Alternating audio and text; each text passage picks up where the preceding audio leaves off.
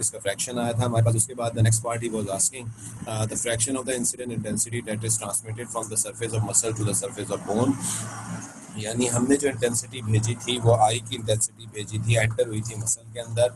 Muscle में वो जब चलती चलती हुई पहुंची बोन तक, तो बोन में उसमें अटेन्यूएशन हुई, और अटेन्यूएशन होने के बाद जब बोन की बाउंड्री तक वो पहुंची है तो वो कितनी इंटेंसिटी है, ठीक है। तो हमें उसका फ्रैक्शन निकालना था।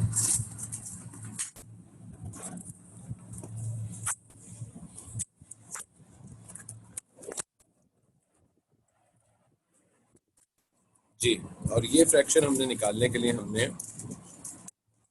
मसल का एब्जॉर्प्शन कोएफिशिएंट का इस्तेमाल किया था। हमने जो एक्सप्रेशन इस्तेमाल की थी दैट वाज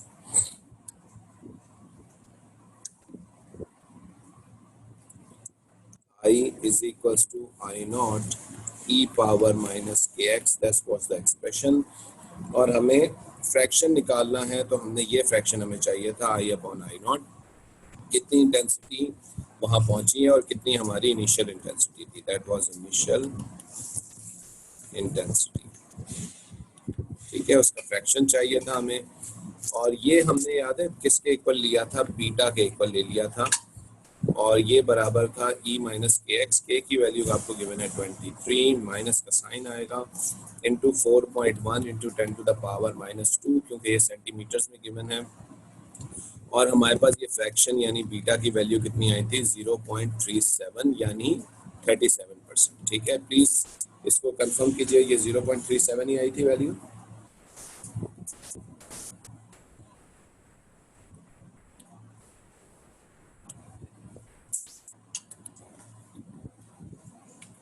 अबान यही वैल्यू आई थी, बतूल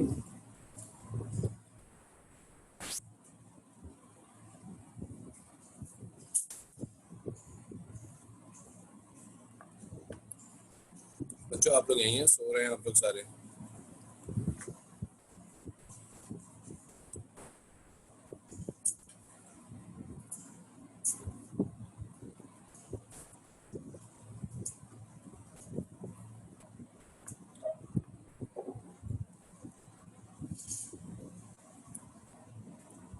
तैयब, रमला, जैनब। सर इधर ही हूँ, कल क्लास नहीं ली थी इसलिए समझ रहा हूँ। कल क्लास नहीं ली थी। Okay Batul, thank you. That was 0.37, that was 0.39, okay, यानी 39%, ओके।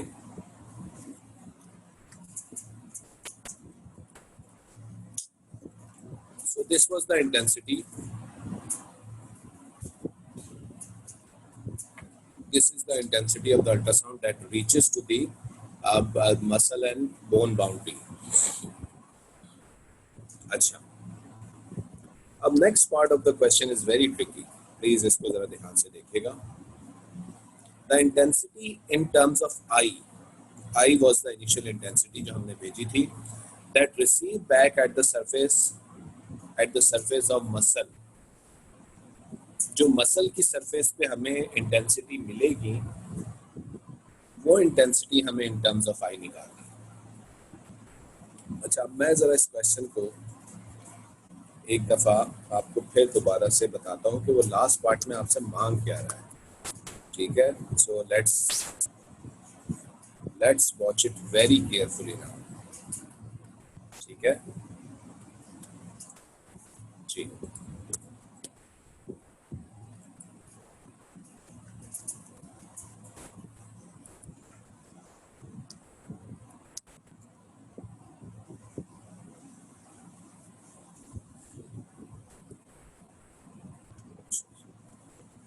यहाँ से हमारे पास एक इंटेंसिटी मसल में एंटर हुई थी, और वो इंटेंसिटी जैसे जैसे जैसे ये अल्ट्रासाउंड ट्रेवल की वो कम होती गई, और कम होते होते होते जो भी हमारी इनिशियल इंटेंसिटी है जब वो यहाँ पहुंची तो वो सिर्फ कितने परसेंट बची, 39% बची।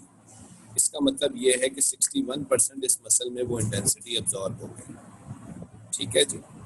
ये हमने निकाला था बीटा 39% या 0.33, 0.39 सॉरी, ठीक है बीटा। इसके बाद हमने अल्फा निकाला था 0.33 या हमने क्या निकाला था 33%, ठीक है। इसका मतलब ये है कि ये जो भी इंटेंसिटी पहुंची है हम इसको कह सकते हैं 0.39 आई, यानी आई का 0.39% यहाँ पहुंचा है। अच्छा, ये 0.39 आई जो है यहाँ पहुंचा है, ये इस हिस्से का कुछ हिस्सा आगे ट्रांसमिट हुआ है और इस 0.39 आई का 33%, यानी 33% of 0.39 I is reflected back. ये बैक हो गया, रिफ्लेक्टेड बैकवर्ड्स हो गया, ठीक है जी। Can anyone tell me what is the 33% of 0.39? What is 0.13 0.13, यानी 13% actually of I.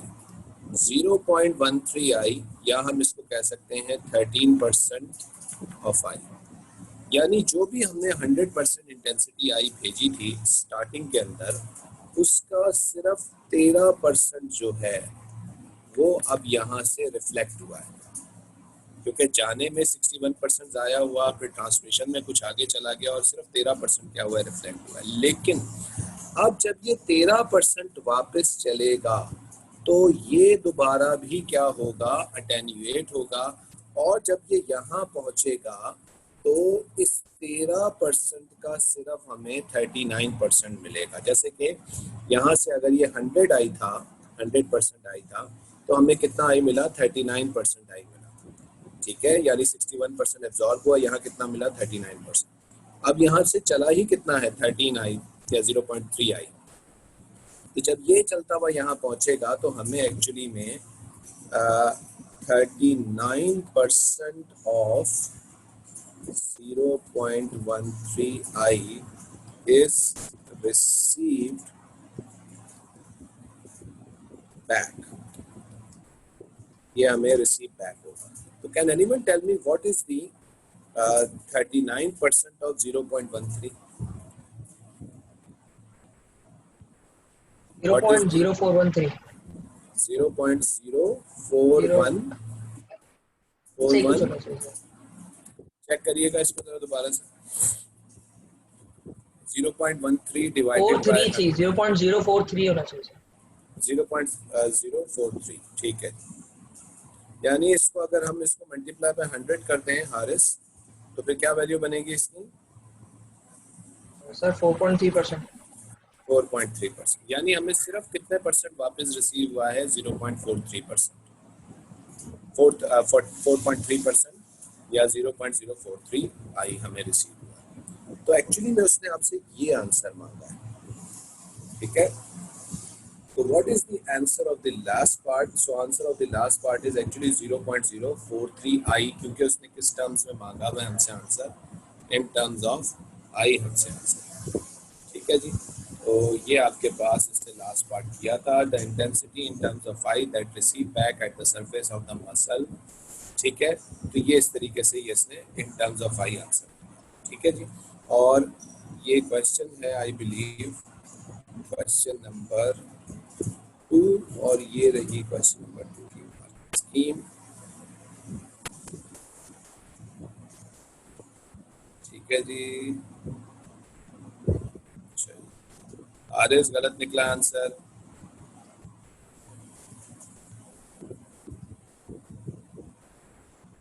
Aaris answer गलत निकाला है तुमने, 0.05 आ रहा है आंसर।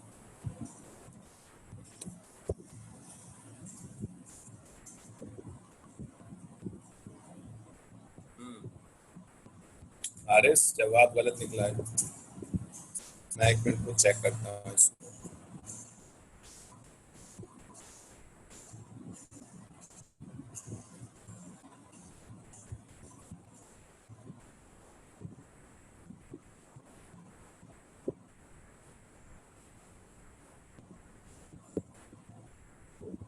बेटा 0.05 ही आंसर, तुमने 0.043 कैसे निकाल लिया?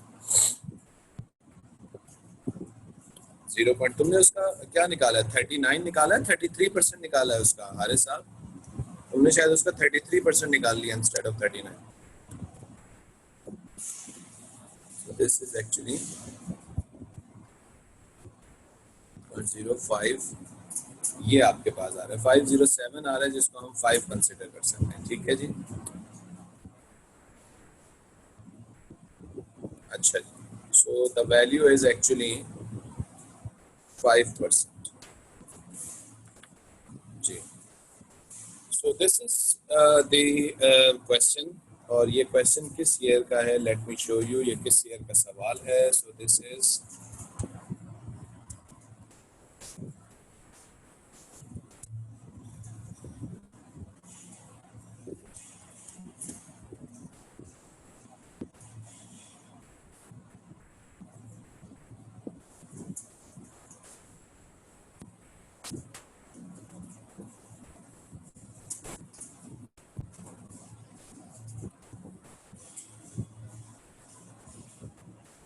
This is the question. The year is May June 2009 paper 4. 2009 paper 4 का सवाल है. ठीक है जी. जी. Any student having any question? This is a very tricky question, very understandable question. काफी ध्यान से आपको इस सवाल को समझना होता है. Please, if any student is having any issues, Zainab, Zaid, Varisha, Tasmiya, Syeda Zainab, Shamir, Ramsha, रमला, नेहा, बेटा तैयब, इकराम, किसी बच्चे को भी क्वेश्चन है, सुफियान, तो बेटा पूछ लीजिए. मैं इस क्वेश्चन को रिपीट भी कर दूंगा. इसकी एक और तरीका भी मैं आपको बताता हूँ. Malaika, Maisam, Muzammil. This is a very tricky question. Hassan Ali, Hareem, Arham, Aliza, Aban. बेटा किसी बच्चे को भी क्वेश्चन पूछना है तो पूछ लीजिए. हारिस, दोबारा से पूछ लीजिए question, because it is a very tricky question.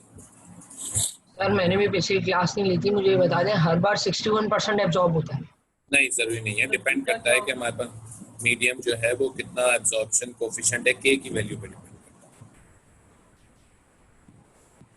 जी, कौन क्या पूछ रहा था?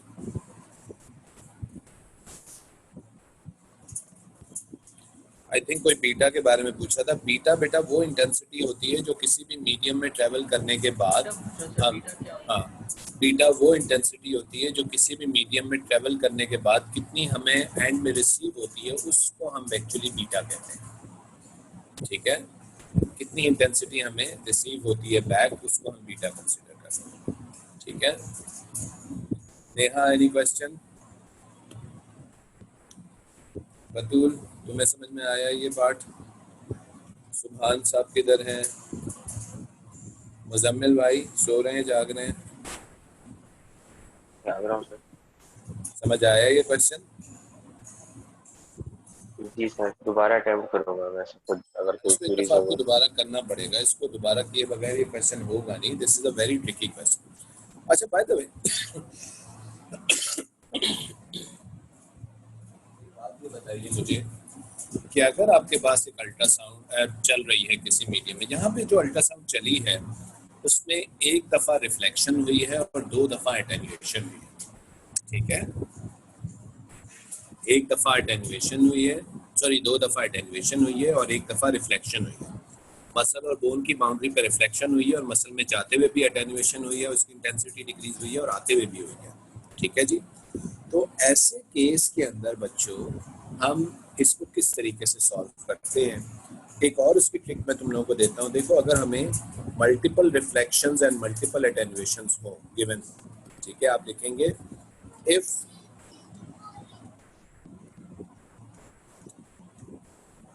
multiple attenuation and reflections are happening.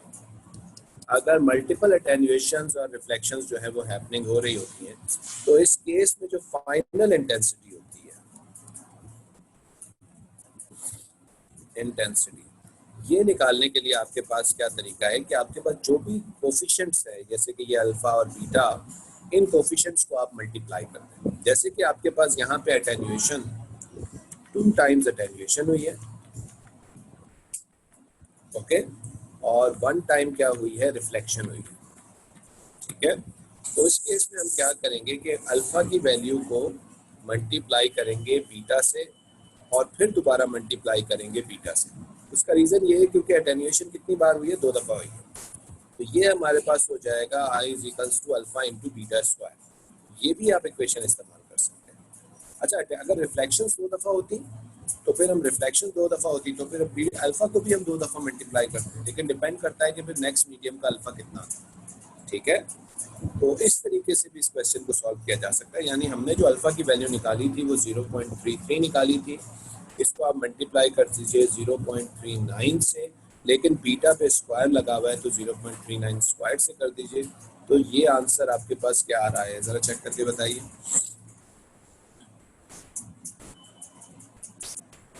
Ji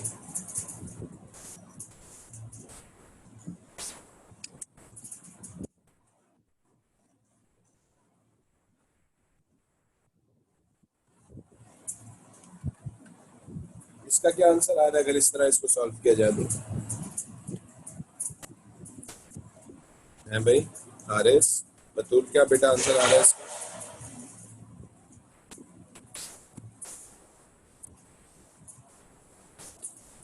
sir same answer आ रहा है, सेम 0.05। That is 0. थोड़ा सा फर्क है, वो ऑलमोस्ट सेम आ रहा है ना। ऑलमोस्ट 0.05 तो सेम है, उसके बाद वाली वैल्यू बेसिकली आपके पास आंसर सेम ही आएगा। ठीक है, ये क्वेश्चन आप नॉर्मली कब यूज करेंगे, जब आपके पास किसी अल्ट्रासाउंड में मल्टीपल अटेन्यूएशंस और मल्टीपल रिफ्लेक्शंस हो रही हैं। ठीक है, is that clear?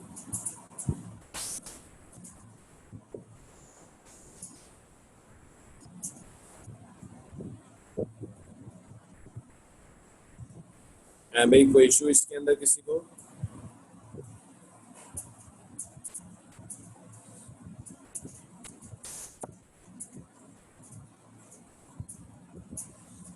Okay, so this is the ultrasound. Now we will discuss the end part of the ultrasound. Ultrasound भी आज हमारा ख़त्म हो जाएगा और अल्ट्रासाउंड में अब हमने जो पढ़ना है that is type of scans. Heading लगाइएगा आप लोग टाइप ऑफ स्कैन्स की। और टाइप ऑफ स्कैन्स में हम लोग 2 किस्म के स्कैन्स को स्टडी करेंगे, जिसमें से एक स्कैन होता है स्कैन ए और दूसरा होता है स्कैन बी। ठीक है, वैसे एक्चुअली में 3 किस्म के स्कैन्स होते हैं, लेकिन हमारे सिलेबस में 2 ही स्कैन्स हैं, स्कैन ए और scan B. Okay, so let's discuss these scans. ये स्कैन्स क्या होते हैं, किस तरीके से करते हैं हम इनको।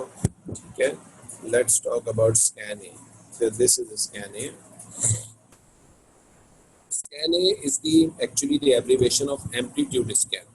स्कैन ए क्या होता है, एम्पलीट्यूड स्कैन कहलाता है ये। ठीक है, और amplitude scan is used to find out the thickness of any medium. किसी भी मीडियम की थिकनेस को मालूम करने के लिए हमें स्कैन ए का इस्तेमाल करना होता है। होता ये है कि हम एक पल्स ऑफ अल्ट्रासाउंड एक मीडियम में भेजते हैं। लेट मी टेल यू किस तरीके से हमने एक पल्स ऑफ अल्ट्रासाउंड एक मीडियम में भेजा। ये मीडियम में ट्रांसमिट हुआ, ये ट्रांसमिट होने के बाद अटेन्यूएट हुआ और उसके बाद वापस हमारे पास आया। ये जाने और आने का जो टाइम होता है, ये जाने का टाइम t, आने का टाइम t, तो टोटल टाइम कितना हो जाएगा, 2t हो जाएगा। ठीक है, तो टोटल टाइम हमारे पास 2t हो जाएगा। इस टोटल टाइम 2t को इस्तेमाल करके और स्पीड ऑफ अल्ट्रासाउंड इतने मीडियम को यूज़ करके हम इस मीडियम की थिकनेस इस्तेमाल कर सकते हैं। ठीक है जी, तो इसके लिए हम या तो फॉर्मूला इस्तेमाल कर सकते हैं हमारे पास, that is v is equals to 2d/t echo method वाला। क्योंकि अगर हम अल्ट्रासाउंड को देखें तो जाने में उसको अगर d का डिस्टेंस ट्रेवल किया है तो आने में भी उसने d का डिस्टेंस ट्रेवल किया होगा। तो डिस्टेंस ओवरऑल कितना ट्रेवल हुआ है, 2t। और फिर आप बेसिकली टोटल टाइम, ये जाने और आने का पूरा टाइम ले लीजिए, टाइम गोइंग और रिफ्लेक्शन, दोनों का टाइम आपने पूरा टोटल टाइम ले लिया, ये t। और स्पीड आपने उसमें लगा दी अल्ट्रासाउंड की उस मीडियम में, उस मीडियम के अंदर, तो आपको d की वैल्यू मिल जाएगी और d जो है वो एक्चुअली में क्या हो जाएगा, थिकनेस हो जाएगा। ओके जी, so this is one way to find out the thickness of the medium. अच्छा, यहाँ पे अगर आप गौर से देखो तो आप लोगों को एक छोटा सा ग्राफ भी दिख रहा है, ये देखें। ये by the way it is a screen of CRO, cathode ray oscilloscope. हमने जब एक पल्स को भेजा है, ट्रांसमिटेड पल्स अगर आप देखें, ये रही स्टार्टिंग में ही, this is the transmitted pulse. तो स्टार्टिंग में ही थोड़ी सी पल्स जो है वो आपके पास क्या होती है, रिफ्लेक्ट होती है। उसके बाद अब आपके पास आप देख रहे हैं स्कल इको, ठीक है, और कुछ आपके पास रिफ्लेक्शंस फिर हुई डिफरेंट मीडियम्स में। फिर यहाँ से लेके यहाँ तक कोई रिफ्लेक्शन नहीं हुआ, ठीक है। और इसके बाद आपके पास मिडल इको, ब्रेन के सेंटर में जब आपकी अल्ट्रासाउंड पहुंची है तो वहाँ से फिर आपके पास रिफ्लेक्शन हुआ है।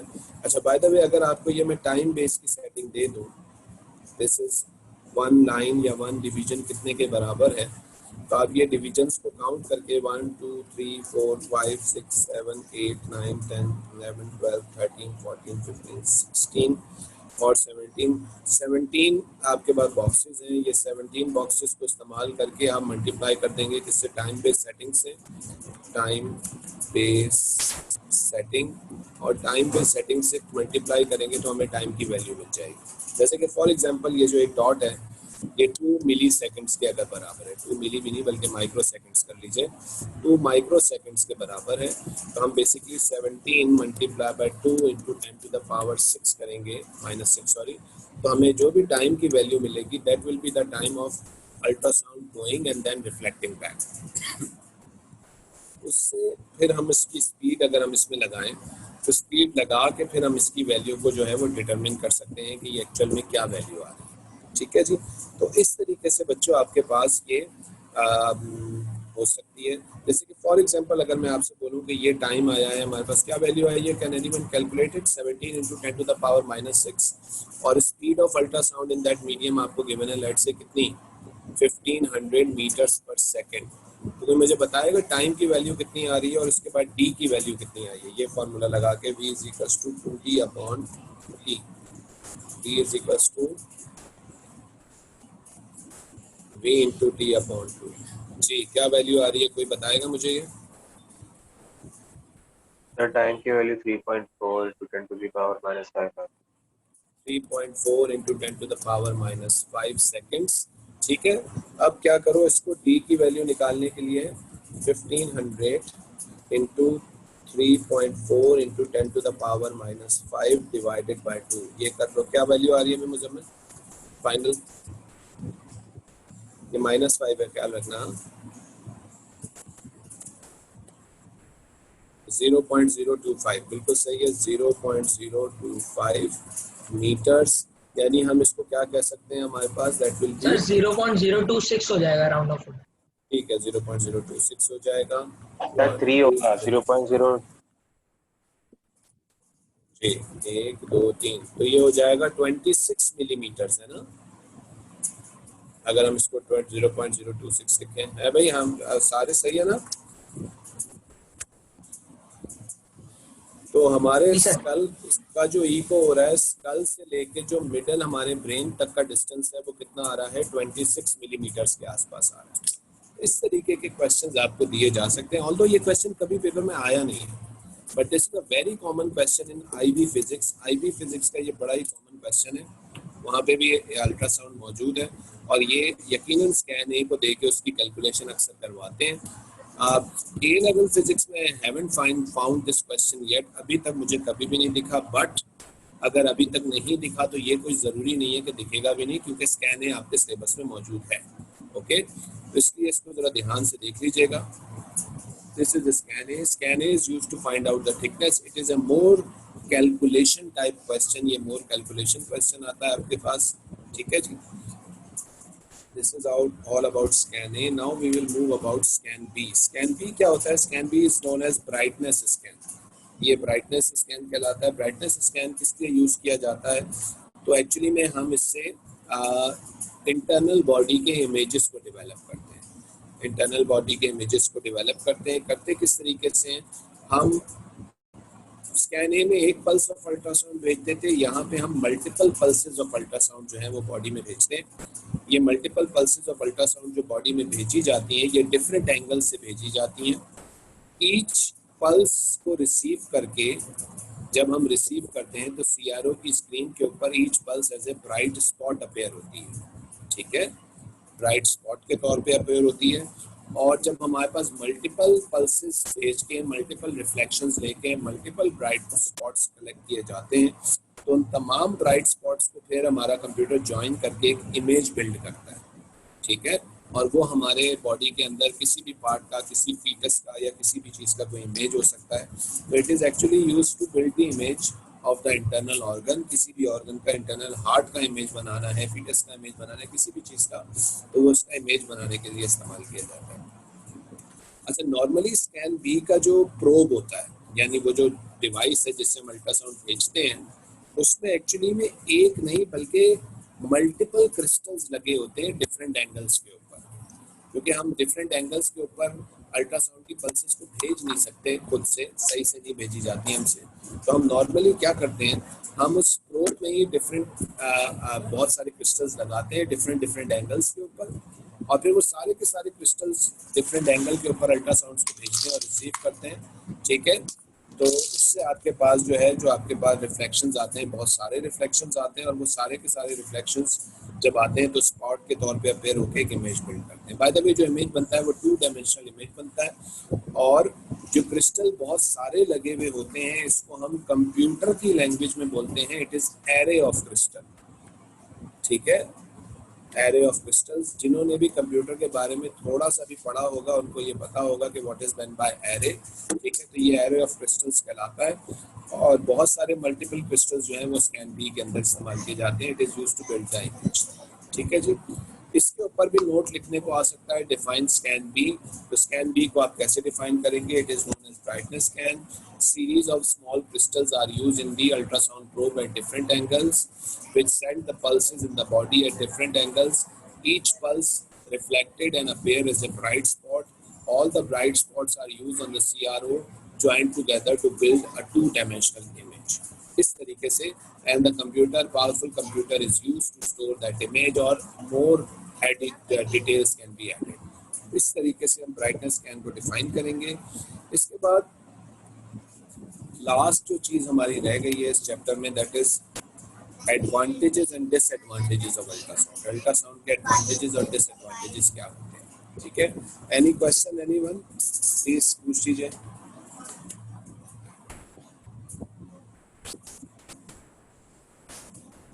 जी।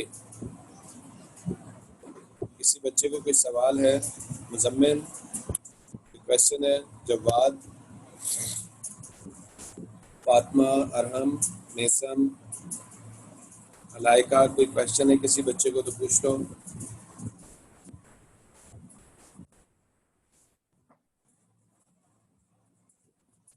अरेस, नहीं सर। और किसी बच्चे को कोई क्वेश्चन है, या बाकी सारे के सारे सो रहे हैं?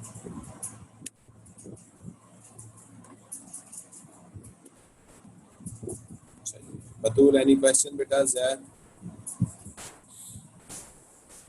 चलिए, तो ये हमारे पास अल्ट्रासाउंड यहाँ पे ख़त्म होता है। इसकी बस लास्ट चीज़ है एडवांटेजेस और डिसएडवांटेजेस।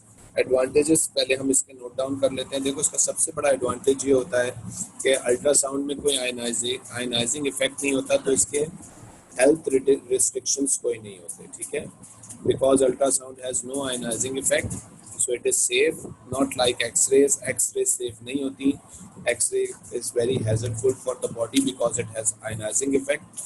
इसके बाद ultrasounds are very cheap होते हैं comparatively, बहुत सस्ते हो जाते हैं। 200-250 रुपए में आप इजीली अपना अल्ट्रासाउंड करवा सकते हैं। एंड इसका मैकेनिज्म भी काफ़ी पोर्टेबल होता है, यानी हम लोग मशीनरी को उठा के एक जगह से दूसरी जगह बड़ी इजीली ट्रांसफ़र कर सकते हैं। MRI स्कैन की तरह नहीं, जो कि एक कमरे में ही हमें उसको रखना होता है और उसको एक कमरे से दूसरे कमरे में हम मूव नहीं कर सकते। That's a huge machine in MRI, but ultrasound की मशीन बहुत छोटी होती है, ठीक है। अच्छा, इसके अलावा ये जो है बिल्कुल सेफ होता है, चीप होता है, मैकेनिज्म बड़ा पोर्टेबल होता है, ठीक है। और हाई फ्रीक्वेंसी अल्ट्रासाउंड्स को हम इस्तेमाल करके छोटे छोटे ऑर्गन्स का हाई फ्रीक्वेंसी का मतलब पहले मैंने बता दिया था स्मॉल वेवलेंथ, तो छोटी छोटी डिटेल्स को जो है वो हम लोग निकाल लेते हैं। और मॉडर्न टेक्निक में तो हम लोग बहुत सारे स्कैन बीस करके स्कैन एम भी कर लेते हैं। Scan M stands for motion scan, यानी अब हमें मूविंग मैकेनिज्म भी दिख रहा होता है एक्चुअली अल्ट्रासाउंड के अंदर। It is not only a 2 dimensional, it now becomes a 3 dimensional mechanism now, अब जो लेटेस्ट आ गया। ठीक है, लेकिन इसके डिसएडवांटेजेस में क्या है कि ये एक मूविंग मैकेनिज्म होता है। मूविंग मैकेनिज्म मींस आपको कंटिन्यूअसली स्ट्रोक को चलाना होता है बॉडी के ऊपर। It is a moving mechanism. ठीक है, तो ये एक इशू होता है इसका कुछ। और सेकंड जो इसका इशू होता है वो इसका जो इमेज होता है वो नॉट वेरी यूजर फ्रेंडली, वो यूजर फ्रेंडली इतना नहीं होता। What does it mean by user friendly? एक लेम आदमी, एक लेम बंदा इस इमेज को जब देखेगा, तो जब वो इमेज को देखता है तो उसको समझ में नहीं आता कि ये है क्या। ठीक है, जैसे कि एक्सरे का तो देखते हैं हमें समझ आ जाता है, हाँ जी ये हड्डियाँ हैं, ये हमारा रिबकेज है, ये वो। लेकिन अगर हम एक अल्ट्रासाउंड का इमेज देखें तो अल्ट्रासाउंड का इमेज जो है वो नॉर्मल आदमी के लिए समझना मुश्किल होता है, अनलेस और अनटिल कोई टेक्नीशियन आपको सही से बताए कि जी फला चीज़ ये है, फला चीज़ ये है, फला चीज़ ये है। It's not very user friendly image, थोड़ा सा डिफिकल्ट टू अंडरस्टैंड। ठीक है जी, so this is it all about ultrasound. और यहाँ हमारे पास अल्ट्रासाउंड का एंड हो जाता है। मेडिकल फिजिक्स के हमारे 2 चैप्टर्स कंप्लीट हो गए हैं। The one was a MRI scan जो हम लोग कर चुके हैं। अल्ट्रासाउंड का चैप्टर है, ये भी आप लोगों को करवा दिया है। इसके कुछ होमवर्क आपको अभी गूगल क्लासरूम के ऊपर ऐड करके दूंगा। ये क्वेश्चन आप लोग कंप्लीट करके गूगल क्लासरूम पे ही अपलोड कीजिएगा। ठीक है, और इसके बाद अब जो चैप्टर हम स्टार्ट करेंगे डिपेंड्स अपॉन यू। क्या कोई चैप्टर आपने स्टार्ट करना है, whether you complete the whole medical physics. अभी आप चाहें तो अपनी पूरी मेडिकल फिजिक्स कंप्लीट कर सकते हैं, क्योंकि इसमें अब एक ही चैप्टर रह गया है एक्स रेज का। तो आप चाहें तो वो कर सकते हैं, या आप कहते हैं तो मैं कोई और टॉपिक आप लोगों को स्टार्ट करवा देता हूँ। It's up to you totally. जी, व्हाट आर द सर यही सजेशन? करवा दें, पहले कंप्लीट ही करवा दें पूरा मेडिकल फिजिक्स। तो ये कंप्लीट करा दें, ठीक है। एनी अदर सजेशन, कोई और सजेशन देगा? Neha, what's your suggestion? Tayyab, what's your suggestion? X ray ही कंप्लीट करवा दें। ख्याल है एक्स्ट्रा ये वन गो में एक चीज़ चल रही है, तो मेरा ख्याल है इसको ख़त्म ही कर देते हैं। And I don't think so it's very difficult, ये मुश्किल नहीं है, बहुत आसान है, इजीली आप इसको कर सकते हैं। ठीक है जी,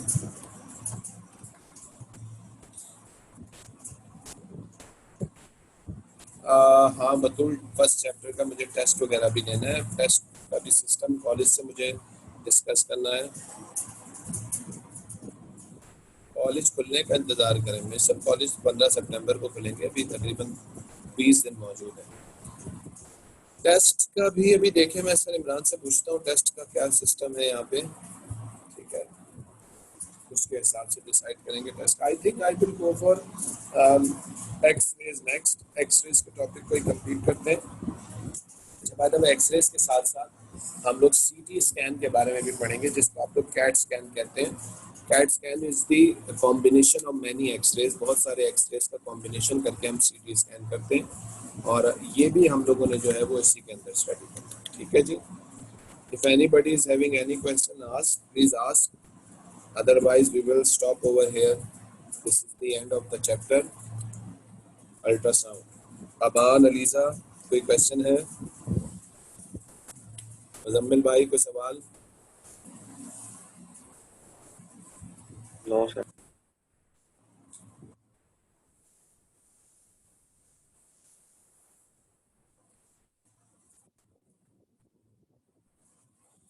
अच्छा, दिन में 6 हॉलीडेज हैं और 3 दिन ऐसे वीकली जब आपकी क्लास नहीं होती, तो 10 दिन रह गए हैं, अब कॉलेज खुलेगा फिर ले लीजिएगा। अच्छा, टेस्ट की बात कर रहे हैं हारिस साहब? जी सर। चले देखते हैं उसका क्या सिस्टम है, किस तरीके से ये लोग कहते हैं। Any other question guys? Sir जो कंफर्म आपने तो अभी नहीं जो हुआ सवाल ना करवाए कि एक सेकंड, ये 1 बाय 1 बोले। जी बोले जैद या तैयब?